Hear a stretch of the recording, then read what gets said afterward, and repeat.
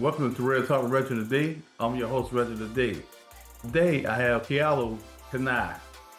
He is a CEO and a co-founder and has an inspiration and leadership training company built for entrepreneurs and professionals. Welcome to the show. Hey, how you doing, my man? Thank you for having me. Thank you for taking the time out of your busy schedule to hang out with me for a minute. Of course, bro. I appreciate the invite. I've listened to several of your episodes here, probably close to a dozen now. And before we even dive in, I just want to take a moment to remind your audience, wherever they're listening, to drop you a little 5-star review. I don't know if people realize how much work goes into a podcast, how much. You hear the end product and it's, a 30, 45-minute talk, but people don't realize, as an example, I've wanted to start a podcast for the last 2 years, and yet the amount of work that goes into it hasn't been something that we've been able to squeeze into our overall agenda. So I respect the work that you're doing, man, and I hope that people appreciate it as well and leave you a review. Thank you so much. Thank you so much, brother. So, Keala, can you tell us a little bit about your childhood and where you grew up? Yeah, I grew up in Hawaii, and I think that on the surface, a lot of people listening will, they'll think of, if you've never been to Hawaii or at least not spent considerable time there, you might think of the palm trees and turquoise waters that we see in advertisements. But that's not the part of Hawaii that I grew up in. I grew up in, right down the street from housing projects. My dad, my mom cleaned homes for a living. So she was a housekeeper. My dad worked labor for a living. And we lived in a small, I want to say, it was my parents, my brother, and I want to say we lived in about a 700 or 800 square foot little 2-bedroom house right down the street from the project. So we grew up with humble beginnings.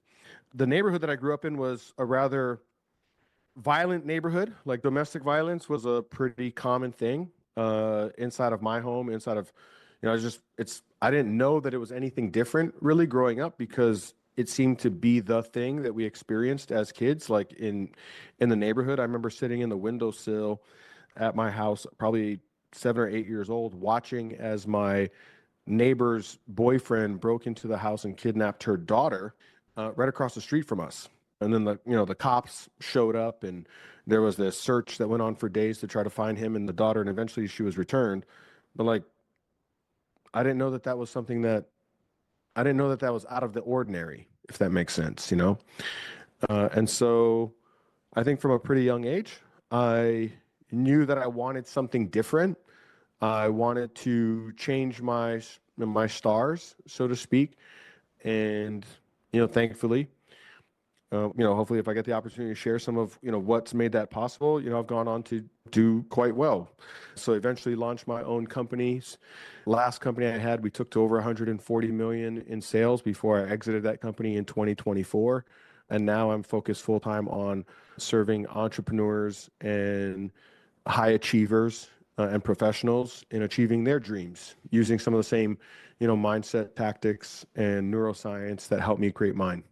Man, that's awesome. And the crazy part about it, you was talking about how you grew up. We look at Hawaii like paradise. Mm-hmm. That's how we look at it, actually. We don't know anything else but paradise. But I guess every state has its own problems, and they have their own things that's going on. Of So, course. Yalo, can you walk me through your journey from earning minimum wage at a coffee shop to becoming a successful entrepreneur? I'm going to do my best to summarize that journey. The people hear that last leg of the journey and they think that that's the journey, right? So, 2012, I'm working in a coffee shop for minimum wage. And that's after, 12 years of trying just about everything that you can think of, right? I joined more network marketing companies than probably most people can remember. I tried multiple different businesses, and I was just met with heartbreaking failure after embarrassing, plunder, one after the other, after the other for quite some time. And I went to college. I went to school. I got the degree. I got my bachelor's degree in psychology, thought that at some point I might be a psychologist, realized while I was in college that really wasn't what I wanted to spend the rest of my life doing, that I really, wanted to have control over my future, my financial destiny, be an entrepreneur, build something of my own, create something with my own two hands kind of a thing. But I got the degree, got out of college, and, fast forward 6 years later, I'm working in a coffee shop for minimum wage, living in my mom's spare bedroom in her little 1,000 square foot apartment with a 500 credit score, eking out a meager existence. And that's when I found affiliate marketing. And affiliate marketing is where I made my first $1 million. So like over the course of the next 3 years, I made well over $1 million as an affiliate marketer. As a byproduct of that, lots of folks, were asking me to show them what I was doing. Like, how was I running ads? How was I building sales funnels? How was I what was my copy strategy? What was my email marketing strategy? These sorts of things. And so I started dropping courses initially. This is before courses were as popular as they are today. But I started dropping courses that people would buy, and eventually that just kind of organically turned into a coaching business. And from 2016 and just after Thanksgiving of 2016, we launched and opened up our coaching program to the public. We scaled that from zero to $1 million a month in revenue in 4 months. So by March of 2017, we were doing over $1 million a month in revenue. Went on to take that to 2, 3, 4, as much as $4 million a month, over 140 million in sales total, again, before I exited that business in 2024. So that's kind of the short version of it. And, happy to dig into any more details that you find, that you feel would be most beneficial for your audience. Yeah, that's amazing, man. It really is because, when you do things like that, it's two things, timing and passion. You know, Mm. that's what I look at it, but it's passion first. You got to want more. Then the time it hits right when it's supposed to or whatever, you take advantage of your moments. That's what I tell people. You got to take advantage of every moment. Everybody looking at the big picture, but every moment is going to get you to where you need to go if you take advantage of each moment. So you experienced 11 years of entrepreneur failure before finding success. What were some of the most impactful lessons during that period? Ooh, that's one to unpack. How long is this interview going to be? We got a week or so.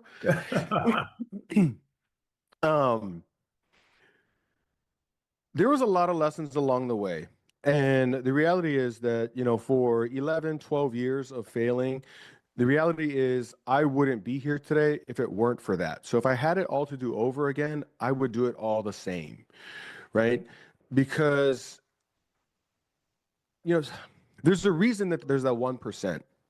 Climbing to the top of Everest, the only reason that climbing to the top of Everest is remarkable is because so few people can do it. And so when we want to achieve something big, it's supposed to be hard. It's supposed to be difficult, right? And so that 12 years that I struggled, that was, the fire that forges the character necessary to become the person to build a 9-figure company down the road. And so I think that's probably the biggest lesson that I got is that, those challenges are a necessary part of the journey. So often we want to embark on some sort of a journey or an adventure, but we want to avoid the pitfalls. We want to avoid the challenges, right? It's a very common human trait that we seek, that we have this fantasy that we can have one side of life without the other side of life, right? That we can have, they can be always positive, never negative, always kind, never cruel, always peaceful, never wrathful, always happy, never sad. And the reality is, one, that would defy physics because equanimity is essentially the language of the universe. And again, that's physics, right? So for every, there's a balance in the universe and we can measure that, we can see that. And so we don't get to have the upsides without the downsides, And so if those failures have taught me anything, it's that they are just as valuable, potentially maybe even more valuable than the successes that we find along the way. So often, I'm a parent and we want to, as parents, we tend to want to give all of our children all of the advantages except the advantage of disadvantage, right? If it weren't for disadvantage, I wouldn't have the fire it wasn't for the disadvantage I had growing up, if it wasn't for the violence in the neighborhood, if it wasn't for, the challenges that I experienced as a child and even inside of my own home, then I wouldn't have the fire to go build something different, to do something different. The reason that we have so many rags to riches stories is because it takes most people hitting rock bottom, rags, before they have the drive, willpower, determination, and fortitude to create the opposite, the riches. And so I was watching a interview from, oh geez, I'm just gonna slip my mind. Jensen Huang. He's the CEO of NVIDIA. And I apologize if I'm getting his name wrong at the moment, but I was watching an interview with him recently. He was speaking at Stanford University, and he says, you graduates at Stanford, obviously I'm paraphrasing. He says, you Stanford graduates, you have high expectations, and you should have high expectations. You go to one of the brightest schools, you're surrounded by some of the brightest minds, you have some of the brightest curriculum, you have great opportunity. He says, we have Stanford graduates that work for us at NVIDIA. And the challenge with high expectations is you tend to have low resilience. And unfortunately, low resilience is more important in the world of success. And so he said, what I'm about to say next might sound contradictory, but I wish upon you much pain and suffering because that's what it takes to build resilience. And I was like, man, like it does, if that doesn't hit, I don't know what does. And so that 12 years, I wouldn't trade anything for that 12 years. And at the same time, do I think that every person has to go through 12 years of pain and suffering? Not necessarily. Along the way, and so the second biggest lesson I would say that I took away from that is realizing that the part of the reason that I struggled for so long is because I kept thinking that the solution to my problems was somewhere out there in the world, right? That if I just found the right mentor, the right product, the right economy, if the right, president was in charge, if the right politicians were in place, if the right compensation plan existed, if the right, customers came along, if the right this, if the right that, like something out there needed to change. And if I could just, get lucky enough to find the thing, then one day I would succeed. And as long as I held on to that story, I was a victim of circumstance. I was a victim of my history and a victim of circumstance. And it's hard to change something that you won't first take responsibility for. So how could I change my outcomes if I wasn't willing to accept responsibility for my outcomes? And so it took my girlfriend leaving me. We had been together for 4.5 years. It took her leaving me in 2009. I came home one day from being at a barbecue, and there was a stack of photographs sitting on the bed in I was sharing a room. I was sharing an apartment with 3 other people at the time. And so sitting on my bed was a stack of photographs, and I walked up, and I remember thinking to myself, like, where did that come from? And I picked up this stack of photographs, and as I looked through the stack, all of the pictures were torn in half. And at the bottom of the stack of photographs was a note that said, "Picture me out of your life." And it was from the woman that I'd been with for the last 4.5 years, and I thought that we had a future together. And that was a life-changing moment for me because, initially I thought, oh, we'll figure it out. We'll get back together, whatever. Fast forward 3 weeks later, I've moved back in with my mom. Couldn't afford rent with those friends, so I'd moved back in with my mom. She's not answering any of my calls, any of my text messages. I'm starting to realize, like, oh, I think maybe this is really the end. And there's this moment that I can remember. I'm pacing up and down. I can remember what I was wearing. I could take you to the spot that I was standing when it happened. I'm kind of taking an inventory. I'm pacing up and down the hallway in my mom's apartment, and I'm taking an inventory of everything going on in my life. And there's this moment where it all clicks, and I realize, oh, what if it's me? Right? Like I start looking at everything going on in my life where I'm not happy, not fulfilled, not getting the result that I want. I'm considering it a failure, and I start to realize the only thing that all of these things have in common is me. And, that was a painful realization at first. And it's the most freeing realization I ever had, because there's this moment where it clicks as well that if it is me, I can do something about me. And for so long, I wanted to do something about my brother, my girlfriend, my, job, my company, my coworkers, the economy, the comp plan, whatever it was. And it was all these things. And so my success was subject to something else out there taking place. But if it was me, then I could do something about me. And that moment changed my life. That's when I, began down the road of personal development. I started to study neuroscience and psychology, spirituality, and I kind of got the inclination over time that there's rules to this game that we call life. There are laws, like the laws of physics, the laws of economics. There's laws to this game. And if you can learn the rules, you can win the game. But it's hard to win a game, if you don't know the rules. And so I dedicated the next 15 years of my life to, mastering or self-mastery, ultimately.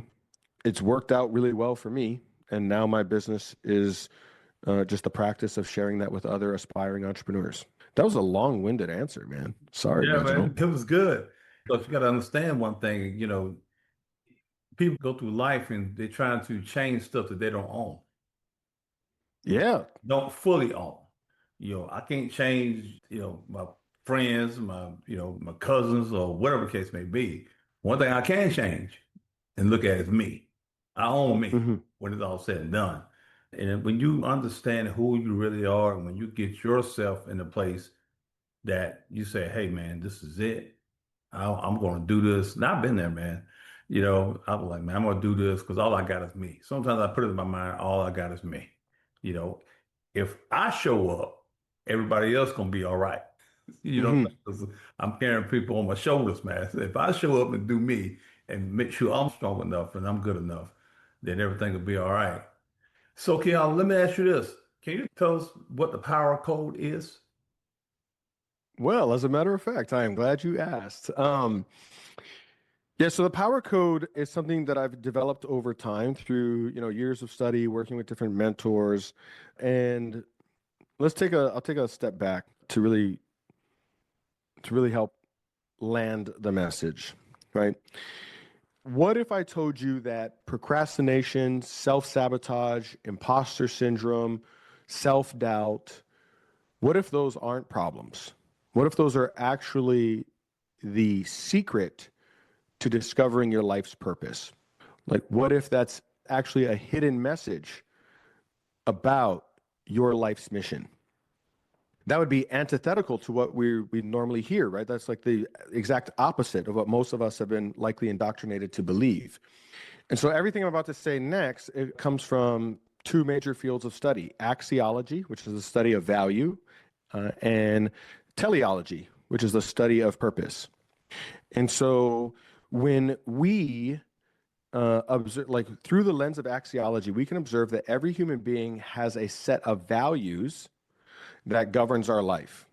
So when I say values, by the way, I'm not talking about social ideals. So oftentimes people will think, well, I know what my values are. It's honesty, integrity, fairness, justice, equality, these sorts of things. And that's all great and good. And at the same time, that's social ideals. In other words, that's what, as a society, we feel like society ideally should be. What I'm talking about is the fact that every day that you and I wake up, Reginald, right, we have a finite set of resources, time, energy, and money that we're going to deploy throughout our day. And what's going to happen is we're going to deploy those resources in direct proportion to the things that we value most, down to the things that potentially we value so little we don't even think about it. And so our values will dictate how we invest our resources. All of us have a finite amount of resource, time, energy, and money. However we invest our time, energy, and money will ultimately become our destiny. There's no way to avoid that, right? So you don't get to invest all your time, energy, and money going in one direction and then suddenly wake up in someplace else entirely and go, how did I get here? So our values, I'll give you an example. So let's take a husband and a wife as an example. And this is I've explained this concept now to like thousands of people, and this is usually the easiest way for them to really grasp the magnitude of this. So our values filter the way that we experience the entire world. So let's take a husband and a wife as an example. And I want to be clear, I'm going to give a very stereotypical example of a husband and wife in Western society. I'm not saying that this is what a husband should be like, or this is what a wife should be like, or that this is a husband's role, or this is a wife's role, or a husband has to be a biological male and a wife has to be a biological female. Like I'm staying away from all those social issues, and I'm simply using a very stereotypical example so that we can understand the actual concept at hand. So let's say that the husband wakes up every day and the first thing that he thinks about is his business, the projects in the business, the people in the business, the finances of the business, the goals of the business. Like it's the first thing on his mind when he wakes up in the morning. When he's not working on his business, he wants to be a better leader. So he's going to seminars, listening to podcasts, watching YouTube videos, reading books, wants to be a better leader. When he's not doing one of those two things, he then wants to, he'll focus on the family's financial investments. He tends to spend, an hour or so in the evenings looking at their stock portfolios and their overall investments, focusing on long-term financial independence. If he's not doing one of those three things, then, he'll play some golf. If he's not doing that, he'll spend some time with the kids. If he's not doing that, he'll spend some time with his wife, that sort of thing. Now, on the other side, we have his wife. We'll call the husband Harry, the wife Wendy. Wendy wakes up in the morning. First thing she thinks about is the kids' health, the kids' after-school programs, the kids' education, the kids', sports. Like it's the kids. And if she's not doing some with the kids, she'll finally make some time to maybe do some arts and crafts. If she's not doing that, she'll make some time to, spend some time with Harry. Now, Harry, for years now, has said that he wants to go to the gym, get in shape, lose weight. He looks in the mirror. He's not happy with what he sees. He sits in front of a computer all day trying to build his business. And Wendy, she says that she wants to be, she wants to have her own business, be financially independent, not have to rely on Harry. She's been saying that for years, but she starts, she stops, she starts, she stops, she starts, she stops. And she keeps wondering why. Now, Harry and Wendy, they get up, this fine morning, they, head out. Harry rolls over, asks Wendy, what do you want to do today? She says, let's go shopping. He says, okay. They jump in the car. They head down to the mall. He grabs her by the hand. They walk through the mall the entire day. They're never more than 3 feet apart. The sun shines down on them at the same temperature. All the same people pass them by. Their environment is 100% identical, but they're going to filter that environment in direct proportion to their values. Harry's going to notice what stores are busy, what might make a great investment opportunity. He notices when the bookstore has a sale in the business section. He notices that there's a advertisement for a conference that's coming to town. And it's got all of his favorite podcasters and YouTubers, and they're going to be talking about investing and how to make money in a down economy and all these sorts of things.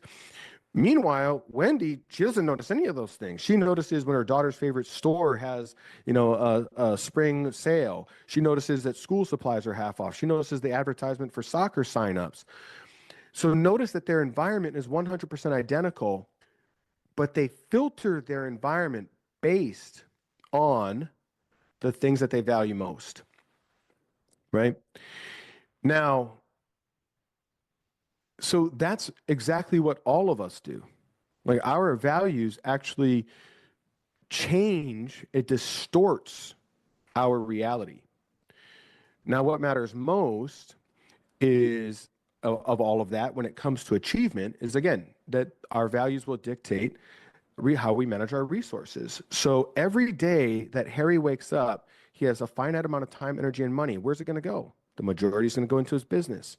Then he has some left over to study being a leader. Then he has some left over to work on the family's, financial independence. Then he has some left over to maybe go play some golf. And so eventually he runs out of time, energy, and money before he ever invests enough of it in going to the gym. Wendy runs out of time, energy, and money long before she invests enough of it into going into her business.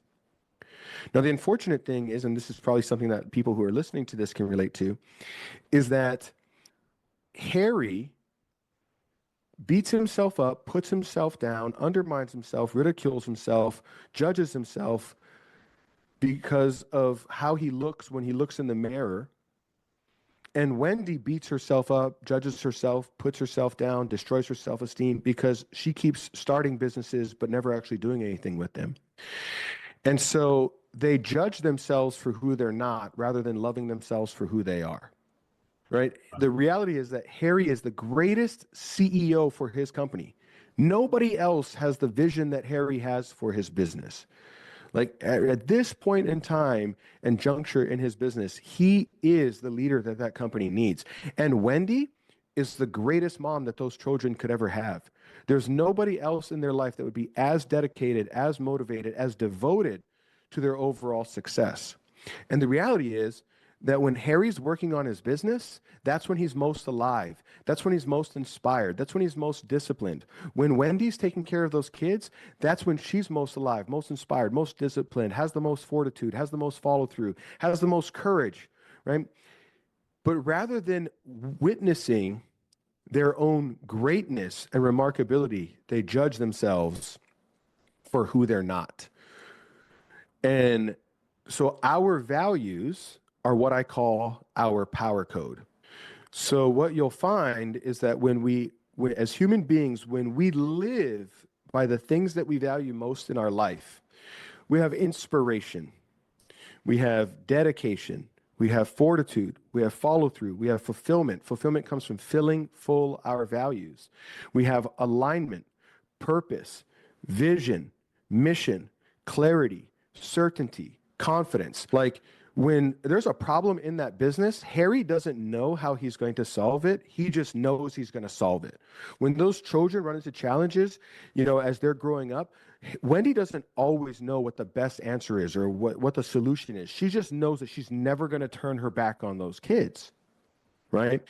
But when we pursue our goals, so in this case, Harry's goal would be to get in shape and Wendy's goal would be to start a business. When our goals are in conflict with our values or our power code, then what happens is when we try to pursue that, we create symptoms designed to wake us up to the fact that we're veering away from purpose, from calling. So when Harry tries to pursue going to the gym and when Wendy tries to pursue starting a business, they experience symptoms: procrastination, hesitation, frustration, self-sabotage, imposter syndrome, self-doubt. They lack inspiration, which means the etymology of inspiration means from the spirit within. When we lack inspiration, we need external motivation. We need accountability. We need somebody to hold us accountable to do the thing. So they think that if they had an accountability partner, Harry tries to hire a trainer. Wendy thinks that if she should just start a business with a friend of hers, that would hold her accountable. So that when we look for external accountability, that's one of the signs that we're venturing away from our power code. And so think about like how beautiful that is, that our biology, our physiology is designed to wake us up to our life's calling, to wake us up when we venture away from purpose. Because the reality is, caring for those children, that fills Wendy's soul. Building that business, that fills Harry's soul. That's why they're inspired about it. And what good would be accomplishing a goal if it comes at the price of your soul? Mm-hmm. So those symptoms, procrastination, hesitation, frustration, self-doubt, self-sabotage, imposter syndrome, they're designed to wake us up when we're at conflict with ourselves, when we're venturing away from our power code to pursue goals that are in conflict with our unconscious values. And at that point, we have two choices, right? We can either shift our goals, change our goals to match our power code, or shift our power code to match our goals, which is what I did when I started to learn about this. So in other words, Harry could say, you know what? I don't really care about getting in shape. Screw it. Like if he sets a goal to work really hard on his business, advance a new project, create some, add a new income stream into his company, he is very likely to do it because that's where he spends all his time, energy, and money. If Wendy sets a goal to, spend 20 hours a week of high value time with her children, no problem. She's going to do it. No problem. Right. So they could abandon their goals and set goals that are more in line with their values. But the reality is most of us, we still want those goals. We still want that financial independence. We still want to build that business. We still, want to quit that job. We still want to, make that masterpiece. We still want to write that song. We still want to deliver that service of love to the world. So the other option is that we rewire our power code to match our goals. And what happens as a result is that we start to slowly, through neuroscience, rewire our subconscious mind to achieve our goals. And essentially that's what I did, over the course of a few years. And so I actually give away a free assessment about this at powercode.com. So there's a free assessment. It's 10 questions. And as you answer the 10 questions, it starts to reveal what your unique set of values is or what your power code is. And then from there, the work really begins. Right. Right. So, man, this is really good. So, in your business, you talk about, I've heard you talk about holistic marketing and how does that philosophy differ from traditional marketing strategies? And what is essential for modern businesses? I mean, I've never heard it that way. I looked at it like kind of one way. I think everybody else do. Do this, do that. Boom. It doesn't work like that all the time. You got to back up a punch sometimes and re-strategize. But so what's the holistic marketing? Yeah, so that's the thing that I'm more like commonly known for up until recently. So a lot of my prior success has been around marketing and sales and leadership and business and operations. I would say that that's like my second love. Like my first love is what I was just sharing with you, because for me, that's what made success possible. But over the years, as I was building my businesses, especially starting out as an affiliate marketer, I developed this term that I called holistic marketing, which essentially means that, like Stephen Covey would say, begin with the end in mind. So when I'm talking about holistic marketing, like, and when I've consulted other businesses, one of the things that I want to understand from the business is like, what is the ultimate place that you're trying to take your customers? Or like, what's the ultimate product or service that you're trying to sell? And then we want to reverse engineer all of your other marketing to lead to that outcome. Like so often, businesses start their marketing campaigns with thinking about where the customer is at and then how to get to them. Whereas when I'm building out a marketing campaign, I'm starting with where do I want the customer to end up? And then how do I reverse engineer step by step by step? Like, what are all of the epiphanies, the ahas, the breakthroughs, the ideas, the concepts, the things like, that they have to understand, or that, like, what are all the ways I have to epiphanize them to be ready to make that top tier purchase? So like in my previous company, our top tier coaching program was a 12-month program. It was $15,000. We taught you how to launch your own affiliate marketing business. We took you through every phase, finding products and services to promote, running all the ads, building all the sales funnels, that sort of thing. So in the process, we start with, okay, so what's one is I would take people through that process that I just shared with you. We'd help them identify their power code so that they would, find a product or service that really inspires them. That's thing one, not just something that's going to make you money, but something that you're going to be excited about every day when you wake up. And then two, once they're clear about that niche, what that industry, then it's finding a product or service and what's the top tier, like highest end product that you can sell in that space. And there's places out there. I mean, there's coaching programs out there that are $100,000 a year. I mean, I have a buddy who sells a $250,000 a year coaching program. And if you refer a customer, I mean, that's $50,000 commission on that. So ultimately, we're starting with that top tier package and reverse engineering from there all the way down to what's the first thing that somebody hears in the advertisement? Like, when they're scrolling through their social media, what's the first sentence that they hear? And then how do we meticulously craft that journey from that opening sentence all the way to a $5, $10, $15, $25,000, $100,000 purchase?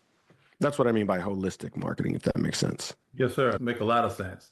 So from where you come from and where you are today, can you share something with someone who's trying to start their own business and they have setback after setback? How do you navigate through it and emerge stronger? Because I know you've had setbacks through your journey. Yeah. One of our philosophies at both of my companies now is that success is a marriage of skill set and mindset, right? So skill set is the tactical component. It's like, do I have the skills? Do I know how to advertise? Do I know how to market? Do I know how to sell? Do I know how to deliver my service? Can I get my client the end result? These sorts of things.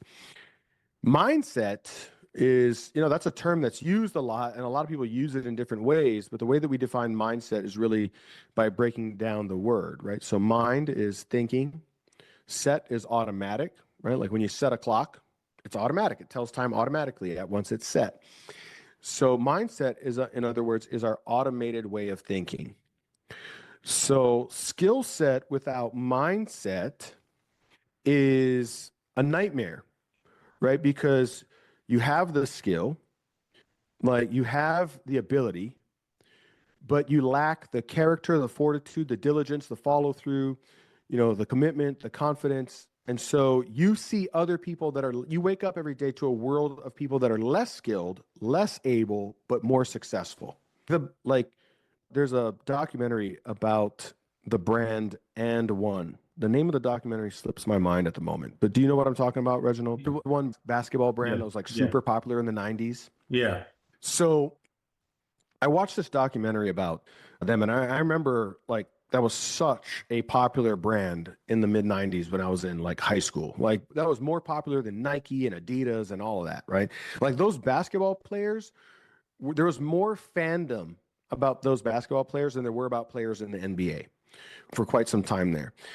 And so when you watch the documentary, what you discover is that the And One founders, they knew that they wanted to compete with the 800-pound gorilla of the industry, Nike. But they didn't know how to compete from a marketing angle because Nike already had signed all of the major athletes. So they were looking for an edge. And what happened is somebody invited them to go watch these basketball games in the Bronx. They get to, this street basketball court in New York. And what they witness was, unheard of to them at the time. Like they show up and there's literally 1,000 people gathered around in this public park to watch a public basketball game. There are people hanging out the windows of their housing projects, families dangling out the windows of their housing projects to watch these quote unquote street ballers play basketball. And what they bore witness to once the game started was the fanciest, the most, highly tactical and beautiful version of basketball that they had ever seen. It was the fancy footwork, the ball work, like it was just more entertaining than anything that they had seen in the NBA. And so that was this moment where they're like, this is it. This is the ticket. And I promise I'm getting to the point here. So what happens is they sponsor those quote unquote street ballers, and they create what is called at the time the And One basketball team, which is an exhibition basketball team. This is like the Harlem Globetrotters, except these people can actually score points, right? And so the And One, they take the team on tour all across America. DVDs start going viral. This is before viral was an internet thing. DVDs of these players start going viral. They're signing, before they know it, these guys who were once living in the projects are now, they have 6-figure salaries. They have fame. They have their names on the back of jerseys. They're signing basketballs and memorabilia at Champ Sports and Foot Lockers with thousands of people waiting in line for 12, 14, 16 hours a day to get, their, jersey signed by some of these players. The NBA takes notice of what the And One basketball team is doing, and the NBA shunned that form of basketball. They called it unprofessional. So prior to And One, there is no such thing as a player like Allen Iverson, right? The NBA realizes that they are losing market share to And One because they don't allow that type of play in the game. And so they start loosening the guidelines to allow more of that quote unquote fancy stuff in the game.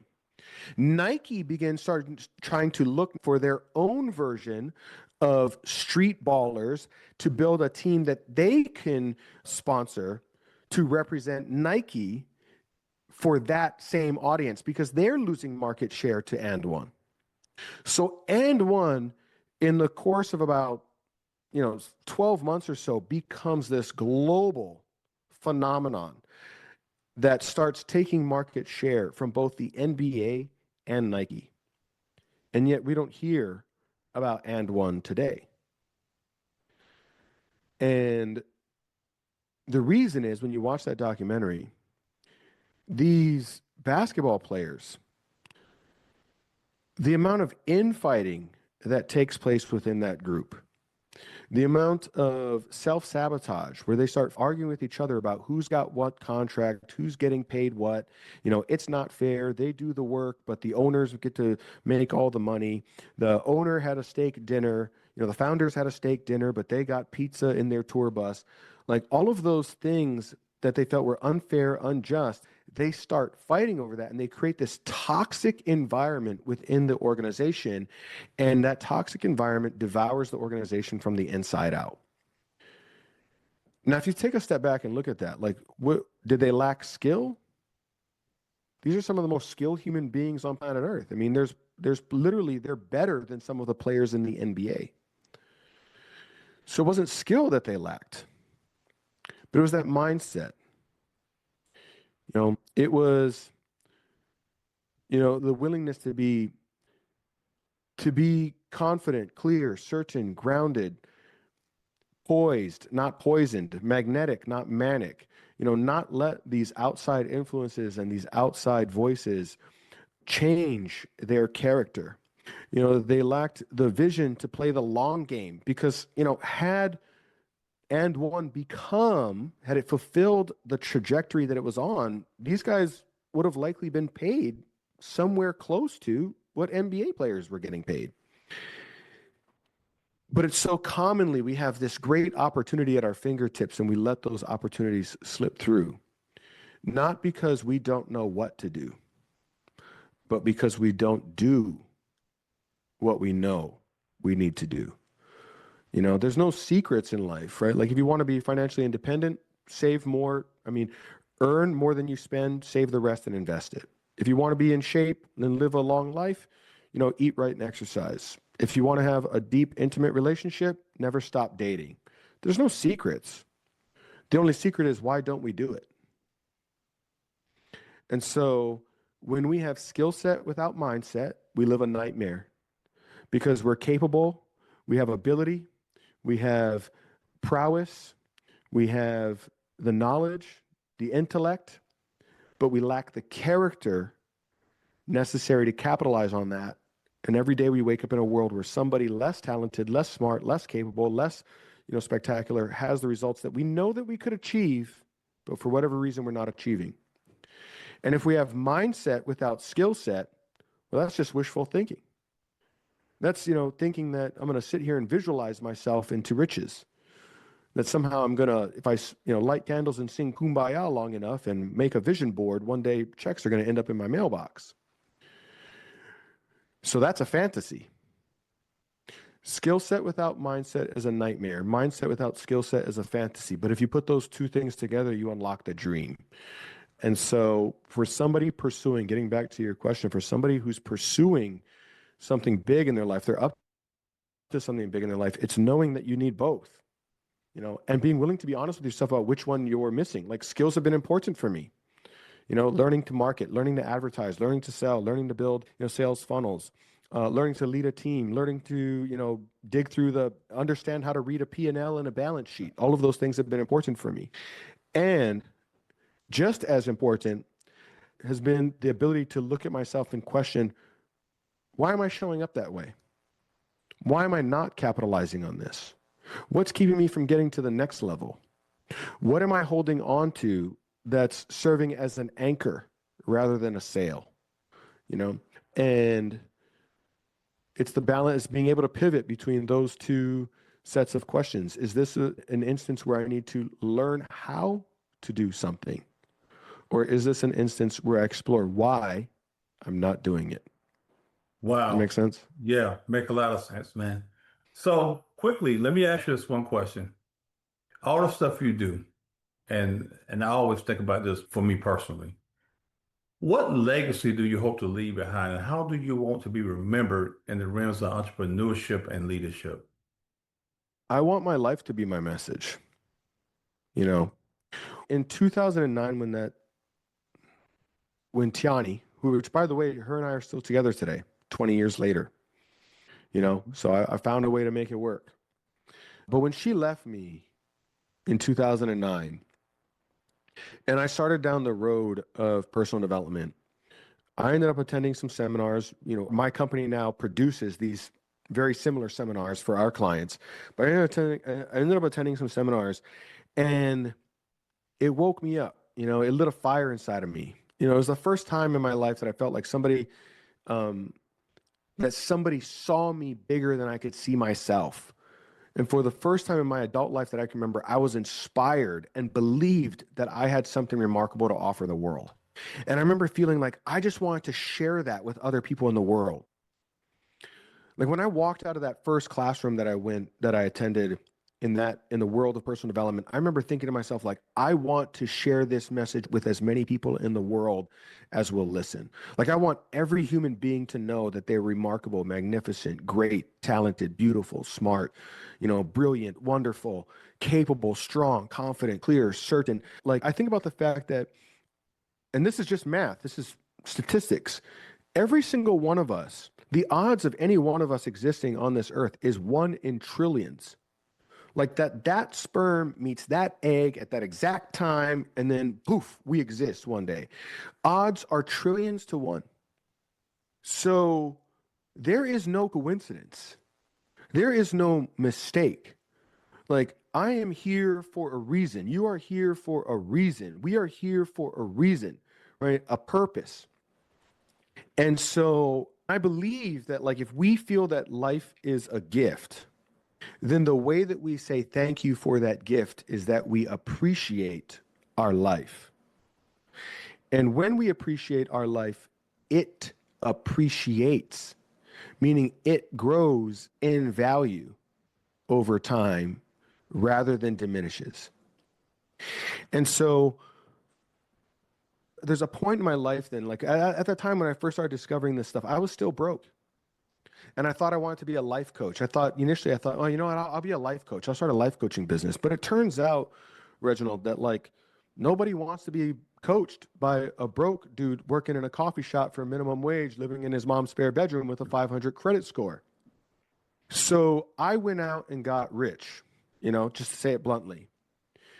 But I didn't go out to get rich because of what it would do for my bank account. I did it to practice the things that I was learning so that my life would be my message, so that I could go from rock bottom to sky high, so that I could accomplish my goals and dreams, so I could be an example of what's possible for every person in the world who's willing to commit to the journey. And that's what I wanted my life to be. And so today, back in 2019, I went through some really big challenges in my company. I went through a partnership breakup in 2018.